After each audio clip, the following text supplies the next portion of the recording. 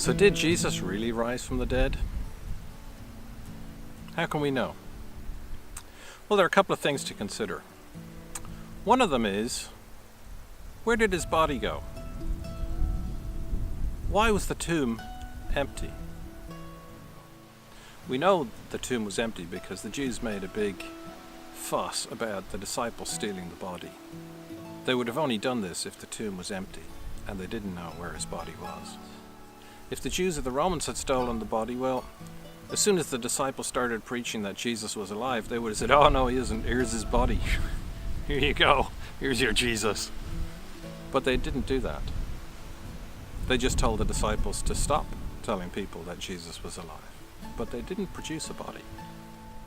If the disciples had actually stolen the body, well, why would they go on to endure the persecution they endured and die for what they knew was a total fabrication?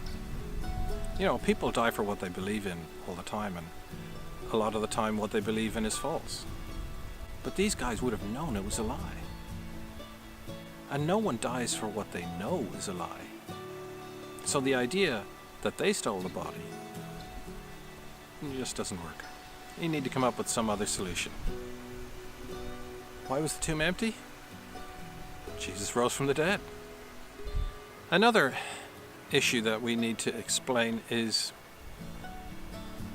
the appearances of Jesus after his death. Now, some people say these were hallucinations, but is that really true? Jesus appeared to Mary. He appeared to Peter and John. He appeared to the 12. He turned doubting Thomas to be not doubting Thomas. He appeared to more than 500 people all at once. He appeared to the enemy of the Christians, Paul, who was persecuting them to death and prison.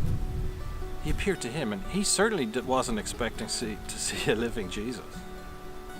So how do we explain that all these people saw Jesus at different times in different places? Sometimes many, sometimes one or two. If Jesus was not actually raised from the dead? How do we explain that?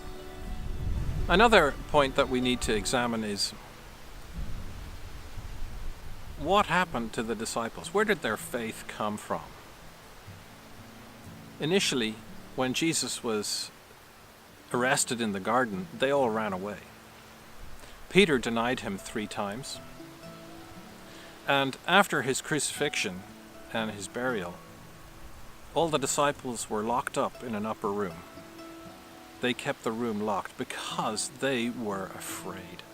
They had seen Jesus die a horrible, gruesome death.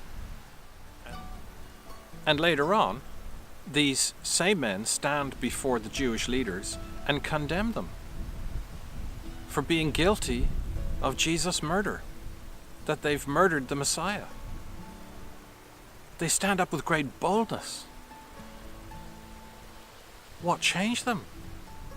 They went on to turn the world upside down.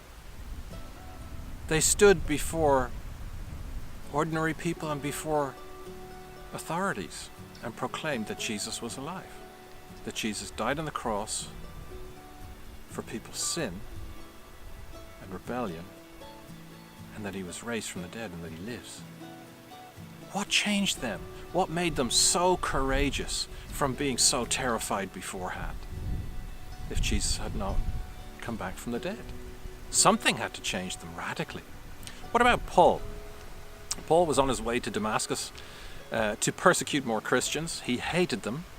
The last thing he wanted to see was a Jesus who was alive, because he was sure against that. And then bang, there was a light and he fell off his horse, and it's the Lord Jesus. And he's speaking to him. He says, "Who are you?" I am Jesus whom you are persecuting," he says. His companions saw Jesus, although they didn't hear what he said. 3 days later, this man, who was a notorious persecutor of the church, the greatest antagonist to the church, to the Christians, was proving from the scriptures that Jesus was the Christ. What is it that changed him so dramatically from being a murderer of Christians to being a proclaimer of the gospel? What was it if Jesus was not actually alive? So did Jesus really come back from the dead? Well, there's plenty of evidence there for you to make an informed decision. Remember, biblical faith is not blind faith. It's faith based on information received. You need to have something to have faith in. I'll leave some links to evidence online that you can go and have a look at for yourself and make up your own mind.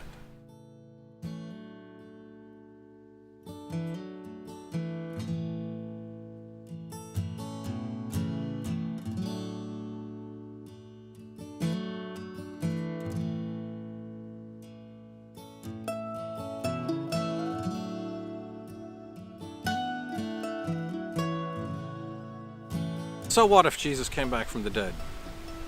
Well, that has implications for you and for me. In part 3, we're going to look at what those implications are.